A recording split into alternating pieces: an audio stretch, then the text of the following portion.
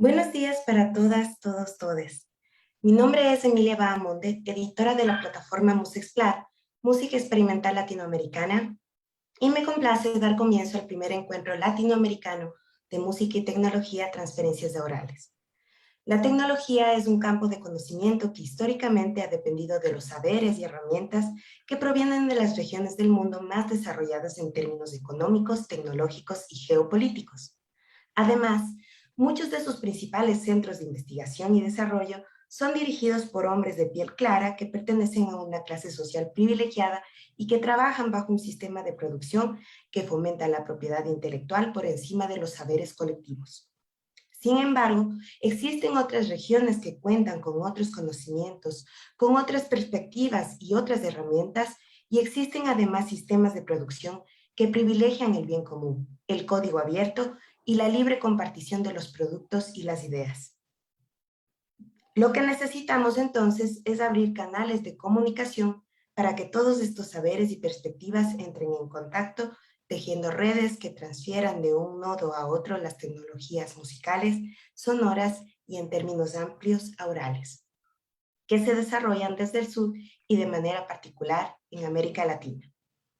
Vamos a comenzar dando paso a una charla inaugural junto a la maestra Tere Frank, directora de la Facultad de Música, el doctor Fernando Nava, coordinador del posgrado de música, y el doctor Jorge David García, representante del comité organizador de este encuentro. Bienvenidas, bienvenidos, bienvenidas. Muy buenos días. Es para mí un gusto enorme inaugurar el encuentro Transferencias Aurales, una actividad académica en la que participan alrededor de 70 músicos, desarrolladores, artistas sonoros, docentes e investigadores de distintos países, sobre todo de Latinoamérica. Es un encuentro 100% en línea y tiene 5 ejes temáticos que se desarrollan en sendos días. Cada día se aborda un tema de tecnología musical con cierto grado de innovación. La estructura del encuentro está conformada diariamente por una charla de apertura, 3 mesas temáticas, un taller y un concierto. Existe un llamado explícito a crear un espacio incluyente con perspectiva de género y abierto a colaboraciones de distintos tipos, no solo de gente dedicada a la academia, sino también de artistas y gestores que trabajan en ámbitos no institucionales. El encuentro es organizado primordialmente por alumnas y alumnos de la Facultad de Música y del posgrado, específicamente por el Seminario Permanente de Tecnología Musical, en el que participan algunos estudiantes de licenciatura, maestría y doctorado, además de 3 docentes. El encuentro está enmarcado en un proyecto PAPIME, por lo que tiene como uno de sus ejes primordiales el fomento a la educación. Por todo lo anterior, es de suma importancia en el ámbito de la tecnología musical, en la colaboración de alumnos y alumnas de distintos niveles educativos y en un posicionamiento contemporáneo de la música. Les deseo una experiencia exitosa y sobre todo gustosa. Gracias por estos proyectos tan propositivos e innovadores. Por mi raza, hablará el espíritu. Muchísimas gracias, maestra Tere. A continuación, vamos a dar paso al doctor Fernando Nava. Muy buenos días a todos, los saludo con mucho gusto, especialmente porque este encuentro tiene el amplio espectro latinoamericano, muchos de sus ejes, muchos de sus trabajos tienen el enfoque de la región y eso hay que celebrarlo. Tenemos toda la iniciativa, tenemos toda la infraestructura, tenemos todos los conceptos para que esta nuestra región continúe en amplios desarrollos con los sentidos incluyentes que se han declarado y desde luego celebrar que este encuentro tiene una muy buena participación desde el punto de vista cuantitativo, pero cualitativo de personal de nuestro posgrado. Tiene también, entre otros de sus méritos, el que trabaja la creación de una futura, desde luego, una futura licenciatura en tecnología musical en la Facultad de Música de la Universidad Nacional Autónoma de México Y son estas actividades puentes entre el posgrado, la propia facultad que, como he dicho, tiene entonces este proyecto en ciernes de una creación de una licenciatura en tecnología musical. Celebramos también el enfoque de equidad de género y celebramos que tengamos a muchas compañeras participantes en la organización y en las mesas. Pues no me queda más que augurar un excelente encuentro, una experiencia que nos une a Latinoamérica y que, pues con toda la participación de músicos, de creadores, de artistas, de gestores, tengamos a partir de ahora una plataforma más productiva de investigación, de trabajo en bien de la música de nuestra región. Enhorabuena, muchísimas gracias por la invitación a dirigir estas palabras y seguramente hacia el final de la jornada, hacia el final del el encuentro, tendremos elementos satisfactorios, logros que presumiremos a los 4 vientos. Gracias de nuevo. Gracias a usted, doctor Fernando. Vamos a continuar con el doctor Jorge David, representante del comité organizador del encuentro. Muchas gracias, Emi. Muchas gracias, maestra Tere, doctor Fernando, por estas palabras de inicio. Bueno, pues yo antes que nada quiero manifestarles mi enorme gusto por estar ahora comenzando este encuentro. Este es un encuentro que hemos venido trabajando desde hace 2 años y que hoy está finalmente materializándose en esta bonita mañana de lunes 8 de noviembre. Bueno, antes que nada quiero reiterar la bienvenida a todas, todos, todes quienes son parte del encuentro, quienes nos escuchan y nos ven desde diferentes lugares. Es muy importante para la UNAM, para la FAM, para el posgrado, para nuestra comunidad, para el Seminario Permanente de Tecnología Musical, tener este espacio de encuentro, de diálogo, de reunión, y pues no podemos sino estar muy contentos por ello, ¿no? Muy contentas y muy contentes.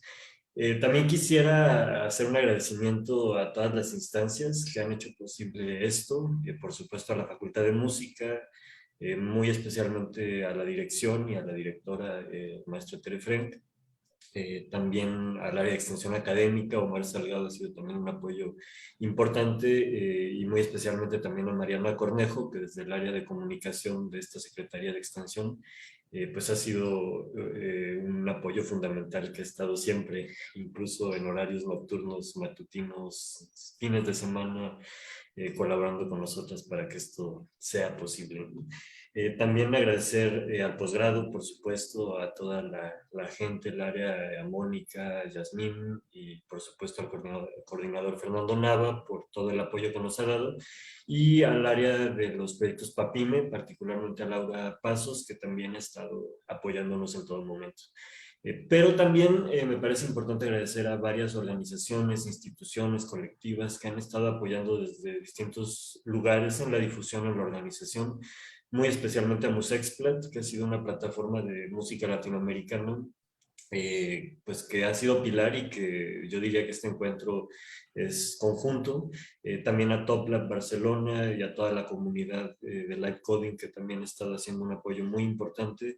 Y bueno, a colectivas, colectivos, personas que están asistiendo, que forman parte del encuentro, que forman parte de la organización, que forman parte de la comunidad, pues darles un agradecimiento y un saludo. Estamos bastante conmovidas también por el hecho de estar logrando esto en conjunto. Bueno, este encuentro tiene ya varios años de historia y nada más quería como remitir alguna charla que tuvimos hace algunos años, algunos y algunas profesoras y estudiantes que pudimos ir a París en el año 2018. Tuvimos un encuentro sumamente bonito, sumamente fraterno y lleno de solidaridad. Pero en este encuentro nos entró una reflexión muy fuerte, y es que América Latina no estaba siendo representada en París. Hicimos visitas, por ejemplo, al Museo de la Música, a los estudios del grupo de investigación musical, de la radio de París, hicimos visitas a distintas escuelas y nos dábamos cuenta de que parecía que allá no había existido América Latina durante los años 50 y 60 del siglo XX. Y fue a partir de esta charla que regresamos y pensamos que algo teníamos que hacer para cambiar esto. Porque además en las narrativas que veíamos en los museos, en las salas de concierto, habían poquísimas mujeres. Prácticamente no había una representación al menos explícita de mujeres ni de hombres de la comunidad transgénero. No veíamos reflejada ni África, ni Oceanía, ni Asia, o poquísimo Asia, y repito, América Latina parecía que no había existido. Entonces es a partir de eso y de ese encuentro cultural que tuvimos allá que hablamos de que algún día querríamos tener nuestro propio encuentro latinoamericano de música y tecnología donde pudiéramos hacer oír estas voces que estamos existiendo, coexistiendo. Y pues es desde ahí que hoy estamos celebrando la materialización de aquella idea, de aquel sueño, y nos da muchísimo gusto además abrir este encuentro con Celeste, que es una gran colaboradora y gran representante también de todo aquello que necesita ser escuchado en nuestro mundo contemporáneo. Sobre la organización del encuentro, ya la maestra Tere ha dicho lo esencial. Tendremos 5 simposios, cada día tiene un simposio temático y cada día está conformado por una charla de apertura, por 3 mesas, por un taller y un concierto. Además, pues tendremos distintos foros abiertos y tenemos además distintas instancias que van a estar operando durante el encuentro. Particularmente quisiera mencionar una cápsula de tiempo llamada Nemosim, que muy pronto van a empezar a ver en las redes del encuentro y que también estaremos pidiéndole a las moderadoras y moderadores que muestren en sus mesas, pues que se propone como una memoria comunitaria del encuentro. Ya muy pronto tendremos detalles al respecto. Y bueno, también decir que siendo que, como mencionaba Emi, este encuentro está colocado explícitamente desde una postura de diferencia, de inclusión, de equidad. Hemos hecho también un código de ética y convivencia que les pedimos revisar y también les pedimos a moderadoras y moderadores de mesa que lo recuerden en sus espacios, porque es un código que invita a la comunicación, al diálogo, al respeto total entre personas distintas que somos, pero que convivimos y coincidimos en nuestro gusto por estar aquí.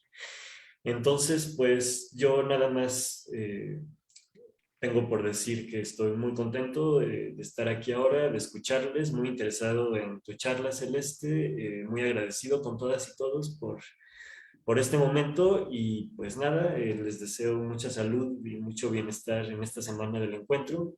Una alegría estar por aquí. Y Emi, te regreso la palabra para comenzar este diálogo de apertura con Celeste Betancourt. Muchos saludos a todas y a todas, un gusto verles por aquí.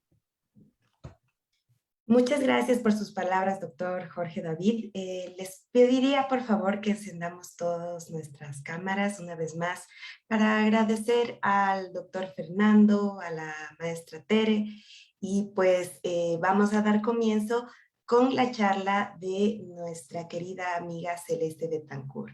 Gracias por estar aquí. Muy bien. Pues para este día hemos preparado una agenda que gira en torno a la tecnofonía decolonial. En esta charla de apertura tenemos a una queridísima amiga quien nos brindará una conferencia acerca de alternativas a la colonialidad tecnológica, tomando en cuenta el trabajo en comunidad con un enfoque feminista e interseccional.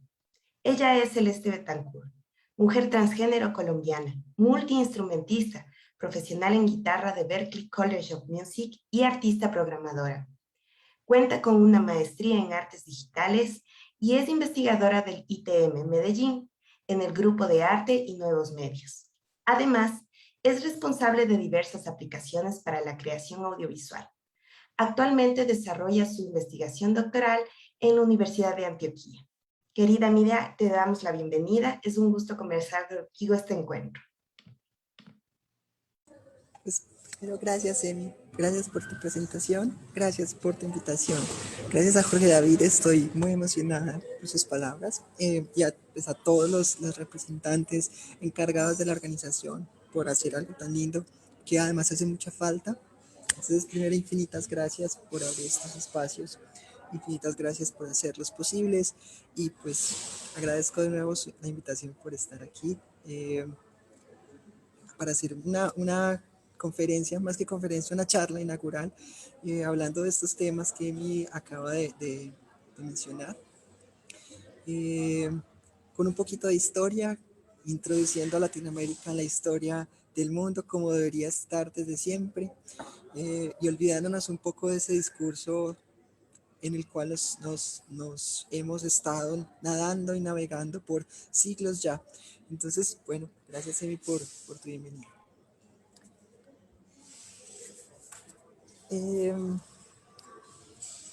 Siempre que uno va a empezar a hacer estas conversaciones y estas charlas, se pasa un tiempo pensando cómo empieza, ¿cierto? Y yo tenía, de hecho, unos 3 inicios para esta charla. Y es muy curioso porque justo lo que va a pasar hoy es lo que quiero hablar y el universo se encargó de recordármelo. Yo hoy desperté eh, con una muy mala noche porque mi bebé estuvo bien enfermo. Y pues dije, voy a pasar una mala noche, yo tengo conferencia, ¿qué voy a hacer? ¿Qué voy a hacer? ¿Qué voy a hacer? Era la primera señal del universo. La segunda señal del universo es que tomo el celular y está abierto. El bebé lo había tomado y estaba jugando con él aleatoriamente. Estaba moviendo, él tiene 2 años y mueve y mueve y mueve. Entonces yo lo cojo y lo que dice es, ruin your algorithm. Que en español sería algo así como arruina tus algoritmos. Y fue mi segunda señal del universo y dije, venga, momento, ¿por qué tenemos que hacer esto tal cual como se nos ha enseñado? Cuando realmente tal vez la postura de la cual yo debería hablar era completamente distinta. Entonces todo se me voltea. Y estoy aquí frente a ustedes en este hermosísimo simposio que me parece milagroso. No encuentro la mejor palabra para este tipo de cosas. Y estoy con la postura de arruinarlo todo. Y solo digo, ¿en qué diablos me estoy metiendo? Pero bueno, entonces quisiera tocar un poco ese tema y hablar un poco de eso porque claramente queríamos hablar de tecnofonías decoloniales y de colonizar también esta charla. Y pues decolonizarla implicaba desestructurarla y entenderla desde una perspectiva nueva que nos permitiese disfrutar de una conversación tranquila, sin mucho formalismo, para entender por qué Latinoamérica no había estado, porque ahora eso ha cambiado por completo y creo que estamos en un momento de oro de la composición, de la experimentación y de todo latinoamericano para el mundo. Pero bueno, entonces eso será como todo el inicio cambio y toda nuestra charla va a cambiar. Voy a hablar entonces de todo este embrollo con una premisa en mente, y esa premisa en mente es, no siempre estamos preparados para hacerlo. Segundo, a veces arruinarlo todo es la mejor forma de hacerlo bien. Eh, y por arruinarlo, pues voy a ampliar, quisiera tomar ese concepto en un campo más amplio, porque, porque claramente la primera cosa, antes de que me malentiendan, es que quisiera aclarar que arruinar, pues más que destruir, podría ser, es tomar lo que está, el establishment, aquello que ya está establecido por los sistemas, y arruinar eso. No es arruinar la música, no es arruinar la tecnología, no es arruinarnos como compositores, como nada. Es tomar ese concepto que se nos vende como la realidad, como la verdad absoluta que está escrita en el libro, y arruinarla, porque pues no estamos preparados para otra cosa. Si se nos niega la entrada, además. Entonces, tomando ese concepto, nos podemos meter. Ya Amy nos dio una introducción maravillosa. Nos dijo que esto ha estado, o sea, estamos en un medio donde siempre los grandes centros de investigación han sido de países desarrollados.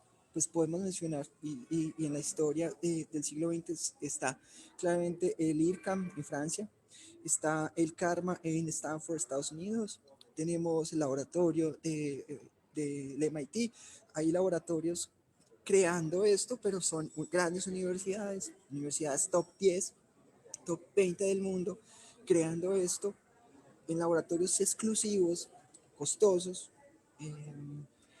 dominados por una dinámica narrativa tradicional que venía desde hace muchos siglos, de hecho, dominada por compositores masculinos, por la Academia Europea, por una forma de hacer música muy europea que se heredó al resto del mundo con la globalización del siglo XX, pues, y terminamos adoptando ese mismo modelo.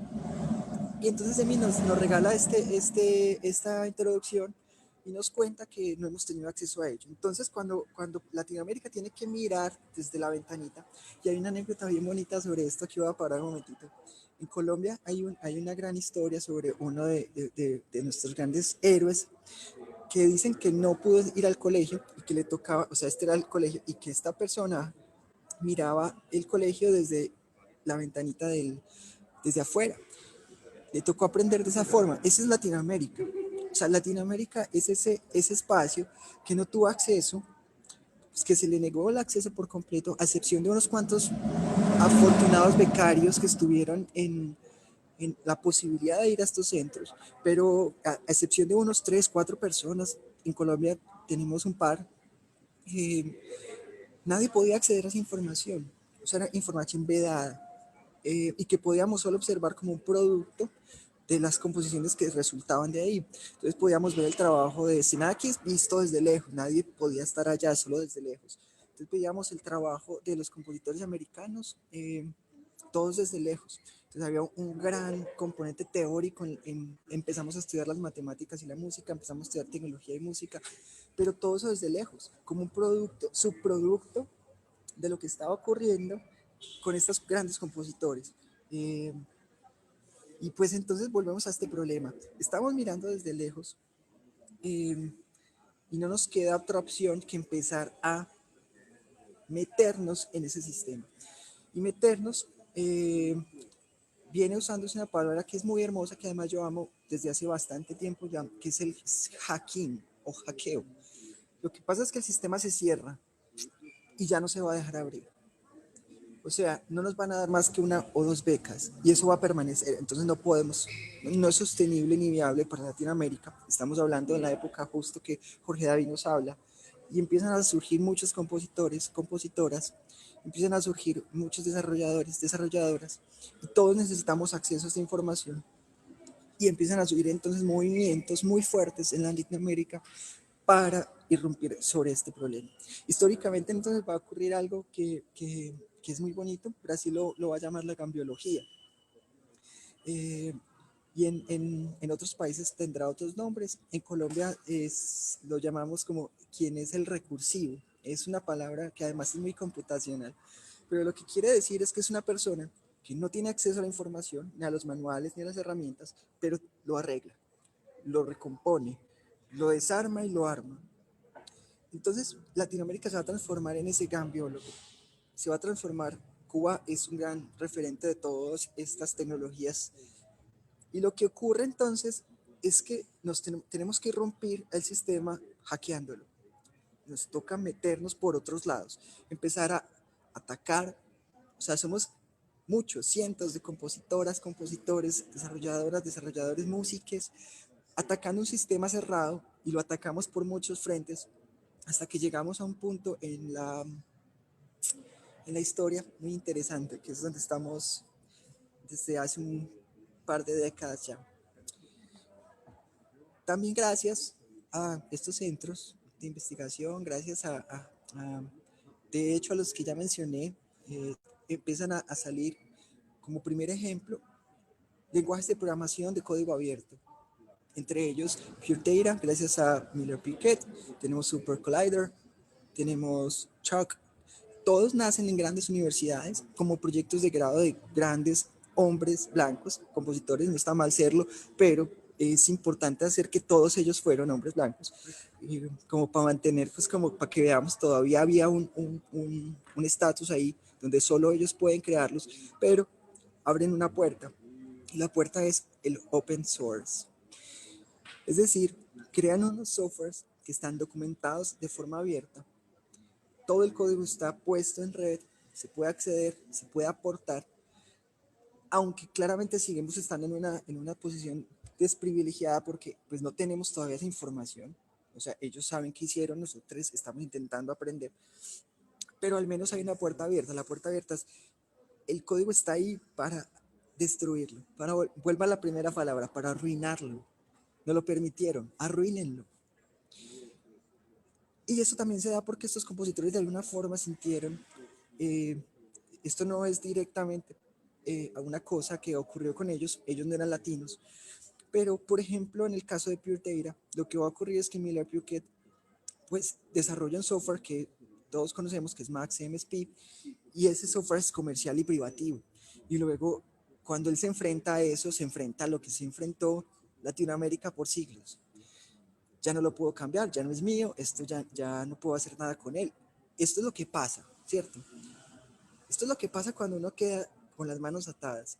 Y entonces dijo, venga, entonces hagamos otro. Y hicieron otro que era open source. En ese mismo ánimo, entonces nacen muchos más. Ya mencioné un par, pero hay muchos más. Y esto estoy hablando más o menos del 90, después de un montón de lenguajes de programación que solo eran asequibles a grandes laboratorios. Los lenguajes de la familia, donde estaban los laboratorios Bell, solo podían acceder grandes científicos, casi todos hombres, que estudiaban en grandes universidades. Y los grandes compositores pues tenían acceso a ellos. Pero eso era el 60, el 70, era imposible acceder a computadores para hacer tecnología y música.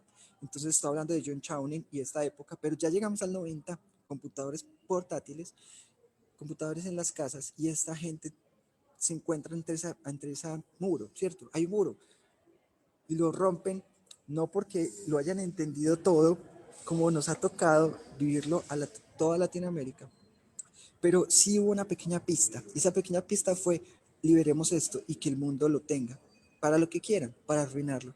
Entonces, en ese momento, todo el sistema, esto hablan solo de una de las vertientes, hay muchas más, pero solo para poner un ejemplo, Latinoamérica estábamos ahí todos acechando este sistema para que abriera una puerta, y apenas la abren nos metemos al instante, la arruinamos por completo. Y recuerden que estoy hablando de arruinar en un sentido completamente expandido, donde hablo es de introducirnos en un sistema para meter nuestro propio sello en él. Entonces lo vamos a arruinar por completo, porque ¿qué va a pasar? Todo software, esa es una de las ideas que va a pasar. El software, cuando se compra en dólares, en euros, en monedas fuertes, es barato, vale 10 veces lo que vale una comida en un restaurante en esos mismos países, lo que no está mal. Pero un software en un país latino vale 100 veces lo que vale una comida en nuestros países. O sea, la escala económica es 10 a 100, o sea, 1 a 10, puede ser más grande todavía, 1 a 20. Por lo tanto, era imposible adquirir software para compositores independientes, por ejemplo. Había que adquirirlos de otra forma, pero el open source nos abre esa puerta. Entonces, ¿qué hace? Que nos toque aprender sobre tecnología desde la raíz. Nos toca lanzarnos a tomar estas herramientas, a arruinarlas, arruinar estos algoritmos y meterles todo nuestro sello desde la base. ¿Eso qué implica? Que Latinoamérica se mete a la escuela desde esta época de una forma muy dura. Ya venía andando. En Colombia tenemos grandes exponentes también que venían ya trabajando con universidades que al menos ya habían alcanzado cierto recurso. Pero apenas se abre esta puerta, repito, ya estábamos preparados para meternos e invadirlo. Entonces, ¿qué va a ocurrir? Pues ocurre una gran explosión maravillosa de grandes desarrolladores, compositores y muchas personas latinas que estaban ahí acechando el sistema para romperlo. Esto nos va a hablar de la vertiente del open source, que es una vertiente bien interesante, que además tiene que ver con muchos otros conceptos de los que no es momento de hablar, pero nos da una luz sobre eso que yo decía. Recuerden que hablé de dos cosas al principio, que ya les voy a ir dando la vuelta. No pasé la noche, el mensaje que me daba el universo era sobre el estar preparado. Yo tenía que estar preparada de alguna forma, evitando lo que fuera a pasar, y estar preparada para resolver esta charla, sabiendo que podía pasar cualquier cosa. Yo no puedo evitar la variable, mi bebé se va a enfermar, pero necesitaba estar preparada para tomarla. ¿Qué ocurre? La voy a extender a todo este problema y vamos a tomar otra vertiente, la vertiente colaborativa de todo esto.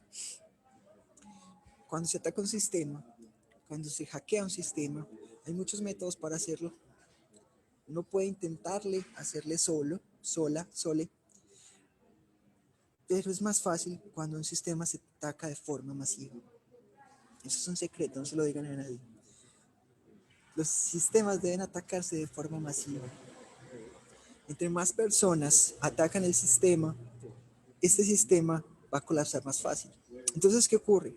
Cuando éramos en 1900, la cantidad, yo sé números colombianos, me disculparán los otros países latinoamericanos, había 2 compositores en Colombia para 1900, conocidos de renombre.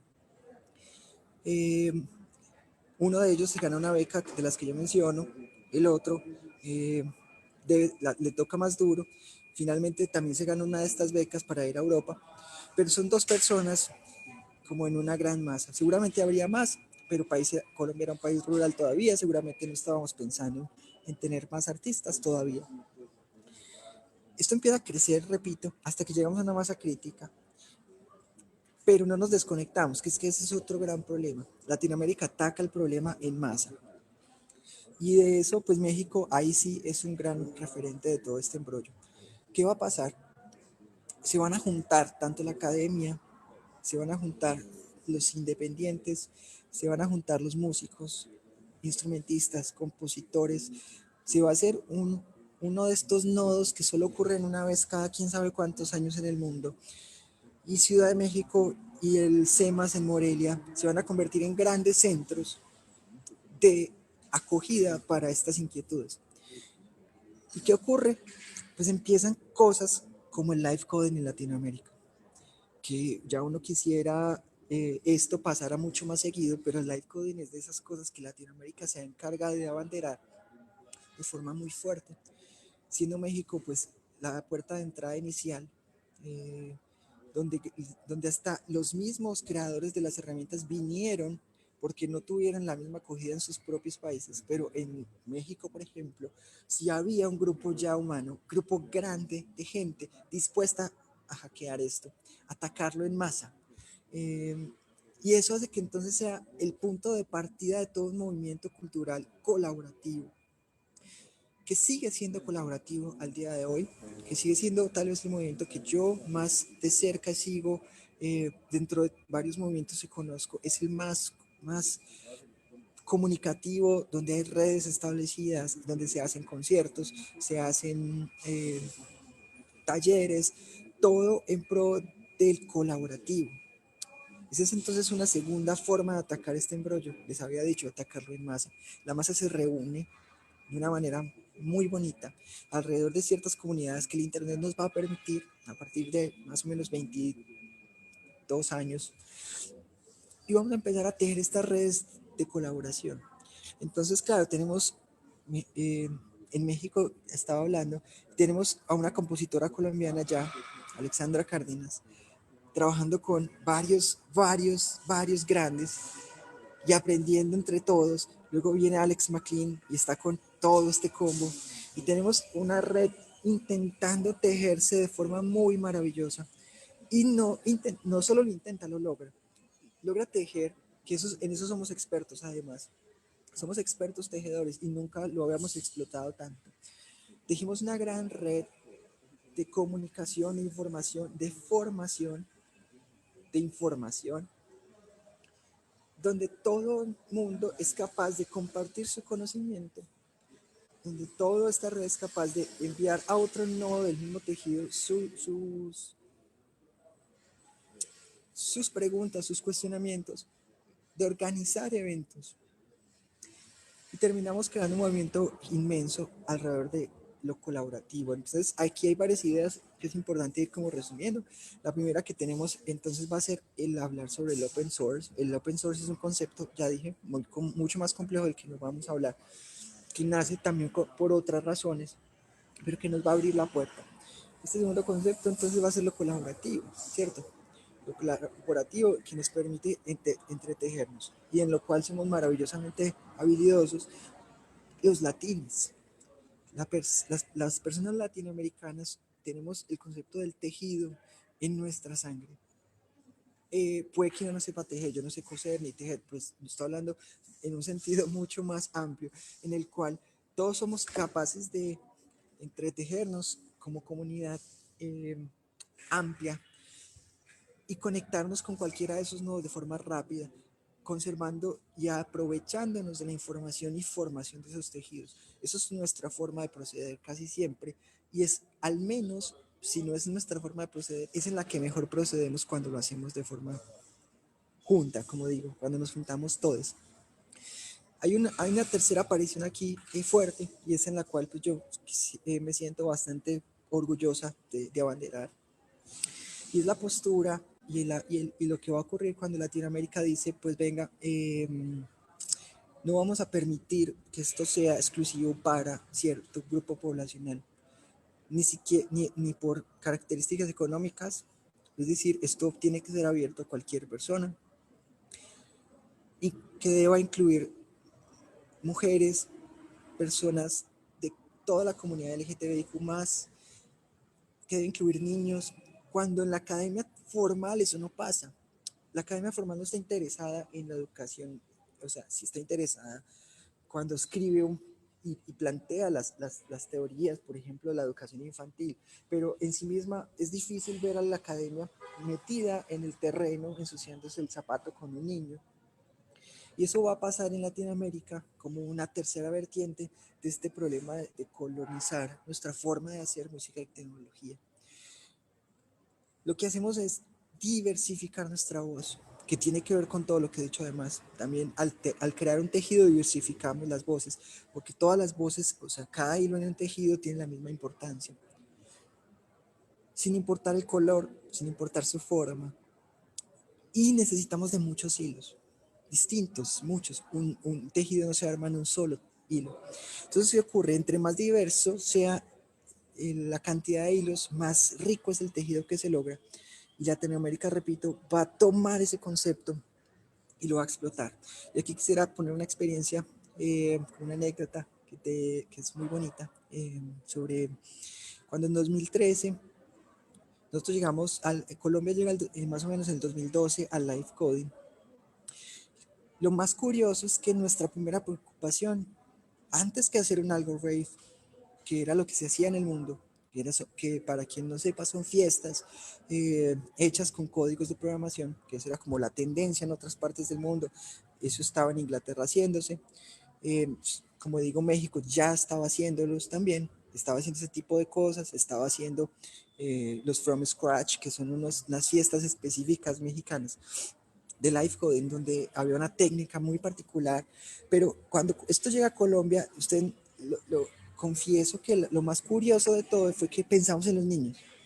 No pensamos entonces en hacer una fiesta, sino que pensamos en cómo llevarle estas herramientas a un grupo de niños de comunidades aisladas en la ciudad de Medellín. Entonces todo el 2012 va a ser un proyecto de cómo llevar la tecnología musical a grupos de niños que estuviesen aislados.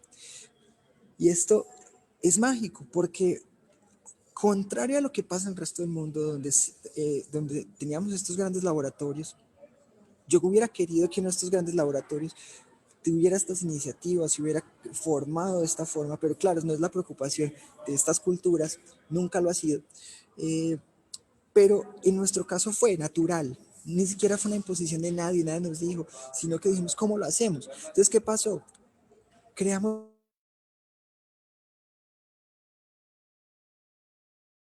algo hecho en Sudamérica en el 2013.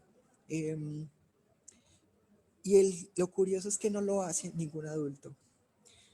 Lo curioso es que no lo hacen los grandes del mundo.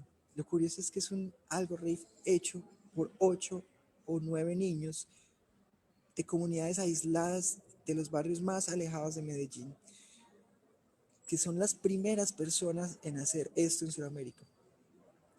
Y eso es completamente revelador.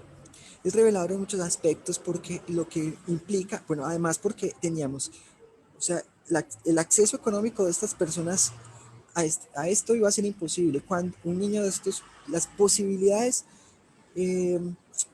probabilidades de que estos niños hubieran alcanzado este conocimiento en una forma tradicional, o sea, ganarse una beca en Stanford, eran nulas.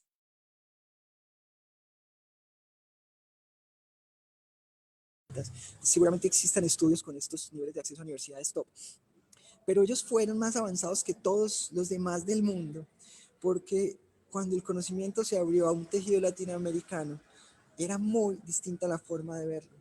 Y lo que queríamos, repito, era diversificar las voces. Y lo primero era sacarla del mundo adulto, el mundo de los que teníamos la razón. Porque recuerden que estamos intentando arruinar el algoritmo. ¿Y quién lo arruina mejor? ¿Quién es mejor que un niño para arruinarlo? Para ponernos ante preguntas reales, profundas, tanto en y cómo llevamos los computadores, y luego cómo se los dejamos, y luego cómo hacemos para, y cómo les enseñamos a hablar en inglés, porque todo está en inglés, y luego nos preguntamos, ¿y por qué todo está en inglés? Y dijimos, ¿por qué no hacemos lenguajes en español?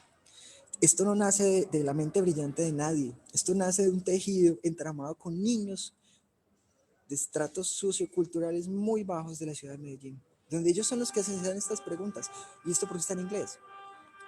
Y luego nos dijimos, venga, y sí, es que esto porque está en inglés. Obvio, hay razones que, o sea, si yo busco, hay una razón práctica, logística, porque está en inglés, ¿cierto? Es logístico, práctico, tiene sentido. Cuando lo leí un adulto académico, es como, bueno, yo no hablo inglés, pero pues se supone que esto tiene un sentido y pues me meto en ese sentido y navego ese sentido. Pero para un niño no tenía ningún sentido, ¿cierto? Y entonces nos lanzan en la exploración de, venga, ¿y esto por qué en inglés? No. Entonces yo, con esa idea, tengo que desarrollar dos trabajos en live coding en español. Y luego me lanzo a la creación de cine vivo, que es un lenguaje que ni siquiera está en español, sino que usted puede ponerlo en cualquier lenguaje, usando palabras de cualquier idioma.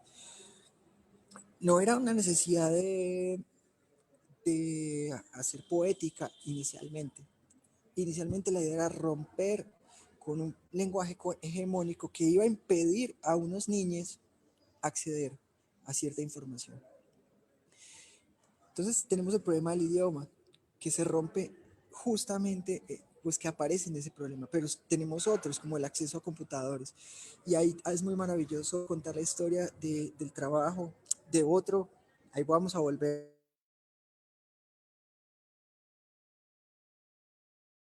más, otro hombre blanco, trabajando en una universidad rica, en un país rico, que se encuentra ante un proyecto de desarrollar computadores y estos tipos de proyectos a bajo costo.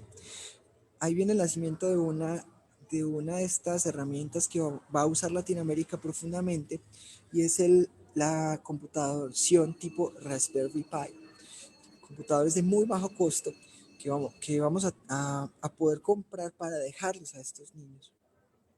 Ahí también lo junto en la historia es porque en toda esta historia, este desarrollador que menciono, Samuel Aaron, va a terminar desarrollando un lenguaje de programación llamado Sonic Pi, que va a estar embebido en la Raspberry Pi como una solución buscando respuestas no las mismas que Latinoamérica, pero que nos va a abrir una segunda puerta.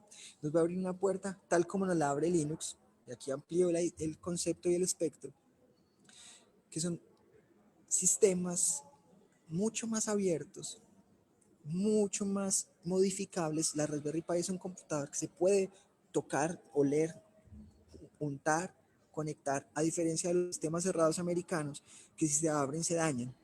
Entonces, este concepto que ellos intentaron solucionar para escuelas públicas de sus países, en nuestros países se va a transformar en una posibilidad real de llevar la tecnología musical a los colegios. En Colombia, entonces, va a ocurrir esto con la Raspberry Pi, pero también va a ocurrir con USBs montadas, cuando menos plata teníamos, porque una Raspberry Pi sigue siendo costosa en un país latinoamericano. Entonces, cuando en Inglaterra una Raspberry Pi vale 2 hamburguesas, en Colombia una Raspberry Pi vale 20 hamburguesas más o menos. Entonces, era como, a veces, últimamente, cuando ya no, los recursos eran muy bajos, llegábamos a un punto donde se dejaba un computador por espacio, un computador para muchos niños, y a cada niño se le dejaba una USB con su propio sistema operativo montado, para que pudiera tener un turno en el computador, conectar su USB, reiniciarlo y entrar a transformar su entorno con conocimiento aprendido, casi que desarrollado por él mismo. Y ese es la última pilar del que quisiera tocar, ya para ir concluyendo, para ir a hablar con él un ratito. Y es que el conocimiento final, no es un conocimiento que se enseña, y eso es maravilloso, porque aquí es donde la academia tiene un gran reto, y es un reto que yo quisiera además dejar, pues como gracias a que esto está cobijado por la academia. La academia tiene el reto final de olvidar su papel de enseñar algo, porque este tipo de conocimiento ya no se enseña. Estos niños, repito, estos niños de los que estoy hablando y que son como los protagonistas de esta historia y que vuelven a la historia de los niños con la que inicio de mi propio bebé, son unos personajes maravillosos en esta historia porque ellos nos van a plantear una pregunta inversa, que nos van a dejar es como, venga, ¿y yo cómo hago esto? Y cuando hacían el yo cómo hago esto, yo me enfrentaba ante un problema y era como, ¿y yo cómo le enseño esto? Pero yo no lo necesito enseñar, yo necesito casi que desarrollar una herramienta para que esto le funcione como él quiere. Eh, pero entonces yo era como o sea, yo no era que él me diera la idea para hacer algo que yo le iba a enseñar. Realmente él me estaba dando una pregunta de investigación formal. Literalmente estos niños fueron nuestros jefes, nuestros líderes de investigación, que tenían las preguntas profundas de todo. Entonces, aquí la academia deja de ser la que enseña y se torna en la que aprende de estos pequeños grupos comunes que necesitan unas herramientas y que necesitan una academia que les dé soporte. Entonces, la academia estaba acá, y aquí estaban la gente del común, y Latinoamérica va a poner, en la actualidad la está poniendo la academia en un problema porque le tocó bajar un par de escalones para acomodarse aquí y tejerse en el mismo tejido. Y la única forma de tejerse con esto fue diversificar las voces. Por eso estoy yo aquí, además, como el universo me ha puesto, como esa voz transfemenina que sale de un país latinoamericano a hacer preguntas muy raras, a hacer preguntas que están intentando arruinar el algoritmo y de las cuales tal vez yo no soy enteramente consciente, ni nadie sea enteramente consciente, pero que estamos fluyendo en este nuevo reto que nos está llevando a tener que transformar la forma de hacer las cosas. Porque además, ya para concluir, descubrimos que la forma tradicional no funciona. La forma tradicional excluye, la forma tradicional aleja, la forma tradicional es de élite, la forma tradicional separa, la forma tradicional está destruyendo el planeta. Entonces no funciona. Y entonces tenemos que volcarnos a esto. El mundo ha de volcar. Si no se vuelca, no va a pasar, o sea, no vamos a poder avanzar. Se va a tener que volcar a este tipo de cosas donde quien estaba abajo va a tener que subir y ponerse en un nivel par para poder tener conversaciones diversas, completas, con todas las posibles perspectivas necesarias. Mientras no se hace, seguiremos en el mismo camino. Pero, repito, Latinoamérica ha sido un gran adalid estos últimos 30, 40 años de cómo un esfuerzo colectivo, apoyado también, ¿por qué no decirlo?, en la colaboración de estos laboratorios que abrieron la puerta y que nos permitieron entrar y que les demostramos luego de que nos abrían la puerta que éramos capaces de llegar más lejos que tal vez que ellos mismos con los recursos que tenían. Y actualmente entonces, en la historia de la música del siglo XXI sería imposible de contar sin los países latinoamericanos y lo que han hecho para introducir la tecnología en la música. Y ahí ya hablé de la historia mexicana, ya hablé de la colombiana, pero claramente tenemos a Click y a todos los colectivos argentinos, tenemos a Sintría y a los demás peruanos, tenemos a los del campamento en Chile, tenemos al Top La Barcelona, que realmente también está tocado varios de nuestros latinoamericanos, y que pues además ellos son bastante cercanos a nuestras forma de concebirlo todo. La historia de la música, repito, no se va a contar en el siglo XXI sin nosotros por primera vez. Y si se cuenta sin nosotros por primera vez, la historia no tendrá ningún sentido. Así que, pues con esto voy a terminar pues, como la conversación para hablar un ratito con Emi. Un par de preguntas, un par de cositas. Pero primero pues quisiera agradecerles de nuevo a los que hacen este tipo de encuentros posibles, porque son este tipo de encuentros los que evidencian finalmente que la academia está teniendo que hacer lo que digo, o sea, va a tener que bajar a preguntarle a aquellos que no están representados y representadas en estos centros culturales y preguntarle qué necesitan, y no solo qué necesitan para ayudar, sino qué me aportas porque yo necesito de ti. O sea, esto es un feedback loop, es una retroalimentación. No es la academia enseñándole al pueblo, sino que el pueblo va a tener que meterse en la academia y van a tenernos que tejer como lo está tejiendo este encuentro, que además por eso mismo agradezco que nazca de la academia, pero incluya a todo el espectro de compositoras, compositores, creadores, investigadores alrededor de la música y tecnología. Y gracias por iniciar con este simposio de tecnofonía decolonial, porque pues nos abre una puerta, nos abre una perspectiva en la cual vamos a sentir, primero, que estamos incluidos, que esto es un lugar seguro donde puedo entregar y ser parte del tejido, y finalmente aportar en una retroalimentación completa entre la formalidad académica y la informalidad del quehacer cotidiano de la música, sin la cual va a ser imposible la tecnología musical. No es algo académico, ya Latinoamérica lo demostró. Entonces, muy bien, muchas gracias. Con eso más o menos doy fin como al tema general, y Emi, pues si queremos conversar un ratito, gracias. Gracias a ti, amiga, por toda esta charla muy inspiradora. Me encanta todo lo que dices acerca de acercarnos a todos, acercarnos sin pensar en, por ejemplo, género, raza, edad. Es tan importante, y sobre todo también estar conscientes de estas inequidades existentes en nuestra región, en Latinoamérica. Como bien lo decías, hay personas que tienen más privilegios respecto a otras, y pues tratar de trabajar de forma colaborativa en comunidad creo que es lo que más nos ayuda a salir adelante, amiga.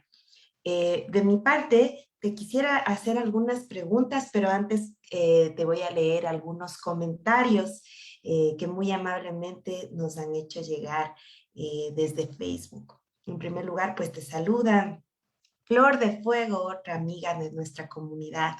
Qué emocionante todo lo que decís, Celeste, muy inspiradora y poderosa. También otra amiga, Iris Saladino, qué geniales palabras.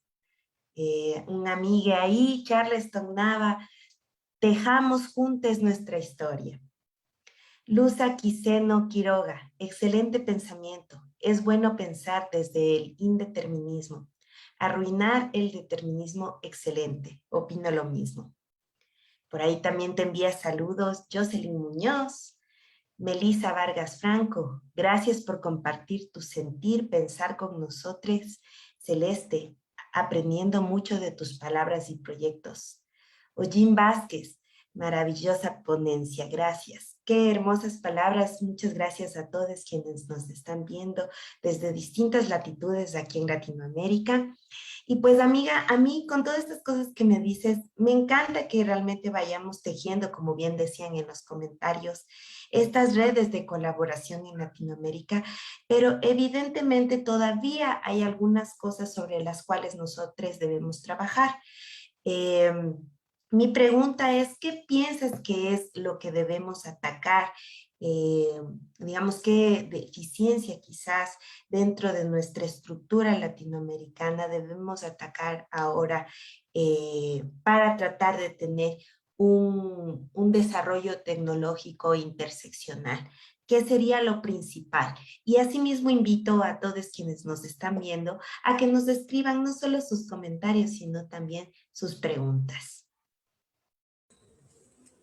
Con esa pregunta nos podríamos quedar aquí todo el resto del simposio, porque es muy interesante. Creo que es de esas preguntas eh, urgentes en la academia, la cual yo también me he enfrentado. Yo también estoy dentro de la academia colombiana y pues la pregunta un poco nos lleva siempre a eso. Eh, Siempre terminamos como en este callejón de ¿y qué entonces qué nos hace falta? Yo en primer lugar creo que eh, inicialmente vamos por un camino que ha sido difícil de andar, pero creo que nos ha llevado más lejos que nunca en muchos aspectos. Eso primero creo que hay que reconocerlo, es lo más rápido que habría que hacer, reconocer que el camino que hemos decidido tomar ha funcionado, con cosas por corregir, por cosas por cambiar, pero está funcionando. Está funcionando tejer redes, está funcionando entregar conocimiento, está funcionando abrirnos a los demás, está funcionando colaborar sin cobrar el conocimiento como de la forma, el esquema tradicional. Yo sé que no debamos cobrarlo, pero no como papers que se los gana una editorial internacional, sino que hemos tejido alrededor de esto una comunidad que publica y que vive también de este tipo de conocimiento, pero lo hace con esquemas muy distintos. Entonces, lo primero yo diría que es el aceptar que el camino sí está funcionando. Nos va a dar luces sobre lo que sigue. Lo segundo es que todavía hay que hacer un esfuerzo más grande en la diversificación de las voces. Todavía son pocas las personas, todavía se siente una mayoría, aunque creo que la comunidad de Life Coding, por ejemplo, por poner una que es donde yo conozco datos, y pues bueno, no, acabamos de pasar por el Visiones Sonoras y estuvimos en la mesa con grandes compositoras y creadoras latinoamericanas, pero el número todavía es pequeño comparado con la inclusión de la masa normal. Si comparamos como los músicos renombrados en el mundo siempre seguirán siendo europeos blancos, hombres, pero creo que pues, Latinoamérica tendría que aportar una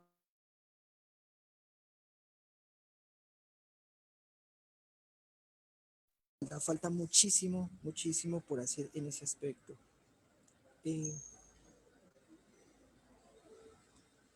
Gracias, amiga. Se nos trabó un poquito. Me parece muy pertinente tu comentario y también creo que lo que nos comentas nos invita a pensar acerca de construir puentes entre la academia y la no academia, ¿no? Creo que esa es la parte más fuerte de todo.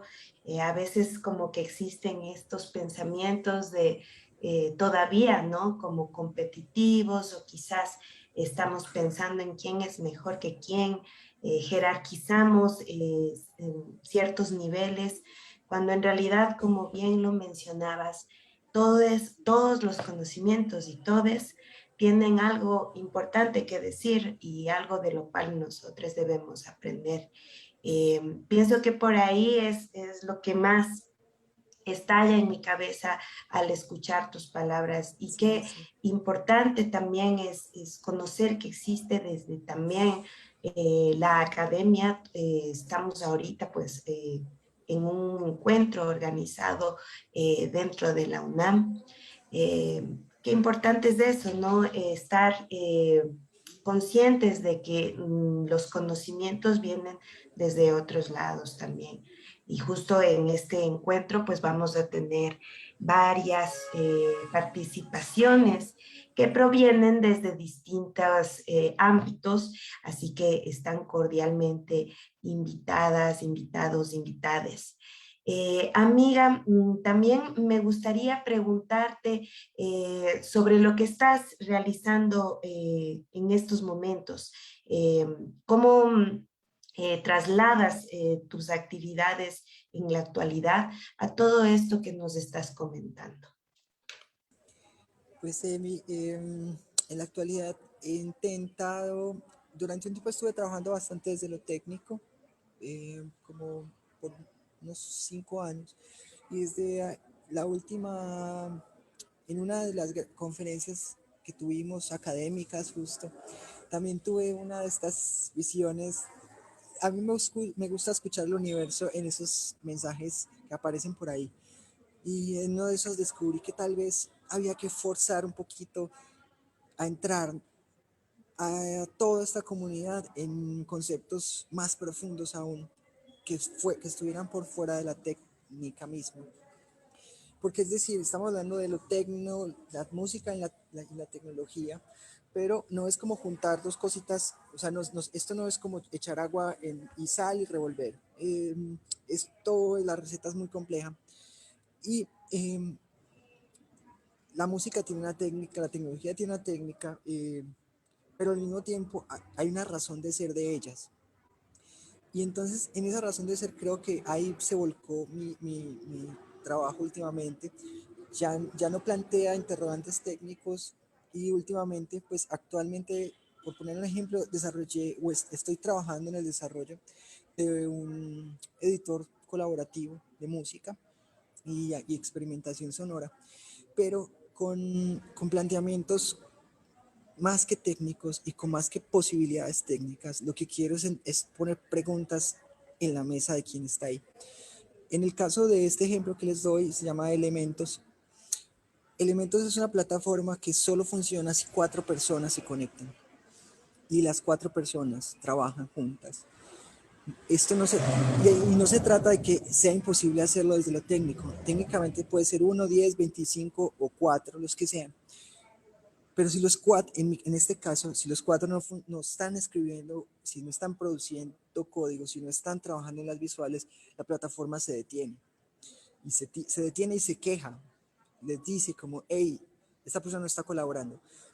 Eso, más que un aporte técnico al problema de la tecnología, plantea una pregunta más profunda en el quehacer de la tecnología musical. Y es esta pregunta por el ensamble mismo en el cual no voy a funcionar si el demás no está. Lo que pasa es que la tecnología nos permite jugar con extremos. Entonces, si en la orquesta, por ejemplo, confieso, con mi director de coro de la universidad va a escuchar una confesión. Si en el coro alguien se queda callado, digamos yo no me sé la canción y solo abro la boca, el coro funciona. Si 2 o 3 se quedan callados, funciona. Si el coro son 200 y se quedan 20 callados, funciona. Pero la tecnología nos permite dar ese paso extra y decir, venga, yo puedo saber cuán de los 4 está haciendo y qué está haciendo. Y les puedo exigir como desarrolladora de este sistema que tengan que trabajar en equipo. Entonces, repito, técnicamente no es un gran desarrollo, pero la pregunta aquí que yo quiero dejar es más conceptual en el qué hacer tecnológico musical. Sin el otro no puedo hacer. Y estoy consciente de eso. Esa es la pregunta. Soy consciente que sin el otro no puedo hacer. ¿Y eso para qué? Justo por lo que tú dijiste, porque todavía nos quedan unos constructos en nuestras mentes sobre el escalafón. Es que yo soy quien dirige, entonces yo hago, ¿cierto? Esa es una de esas cosas que nos quedan todavía de la cultura. Nos queda el rezago, otro que nos queda es que yo sé más que usted, entonces yo hago. Usted no escriba nada, yo hago, porque nos están viendo. Entonces esta plataforma lo que nos iguala a la fuerza y nos dice, pues no. Tú y tú deben aportar más o menos lo mismo a la obra en general.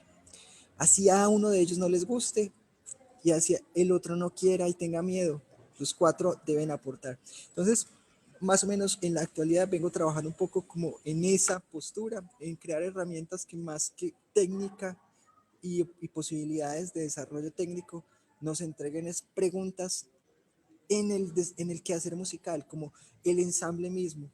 Entonces estoy muy dedicada a la creación de ensambles digitales, al trabajo con desarrollo de ensambles que puedan ser no solo streamings, sino como algún par de plataformas que ya en las cuales he trabajado, como el Stuary en McMaster University, pero que nos planteen preguntas extra, que no nos dejen ahí como, es que yo sé hacer eso y ya está, sino que nos obliguen a pasar más allá, un pasito más allá, que nos obliguen a dar ese pasito y que nos digan, venga, la composición, el desarrollo de una estructura audiovisual, el quehacer colaborativo de un ensamble orquestal, coral o lo que queramos hacer, es absolutamente requerido que haya participación diversa y esa participación diversa debe ser entre iguales o entre pares. Entonces, por ahí estoy.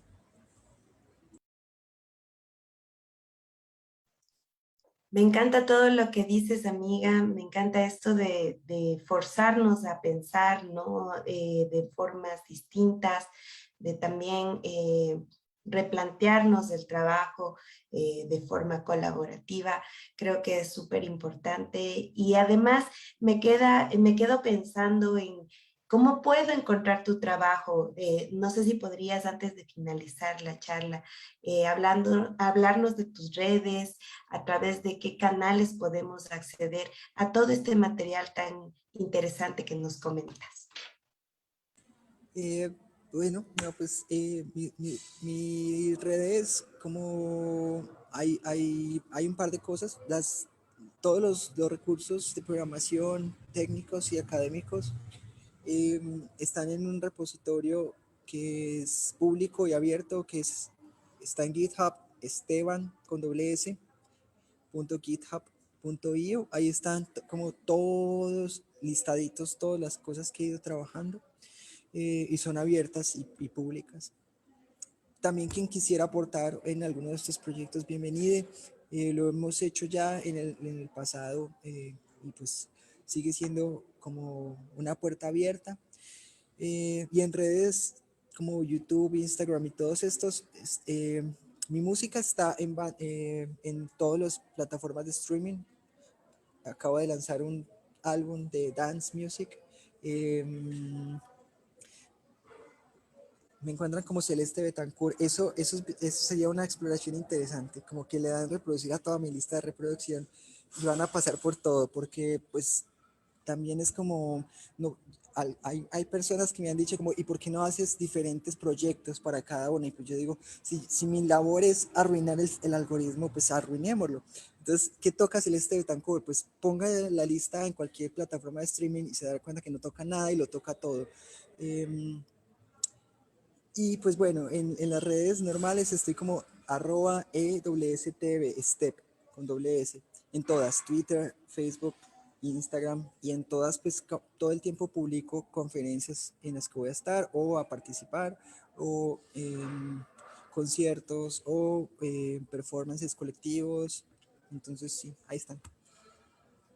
Increíble, muchísimas gracias Celeste por toda esta charla.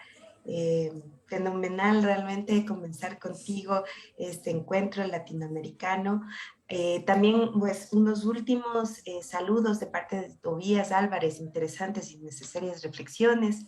Alina Peña, saludos, muy interesante escucharles. Te agradezco una vez más, amiga.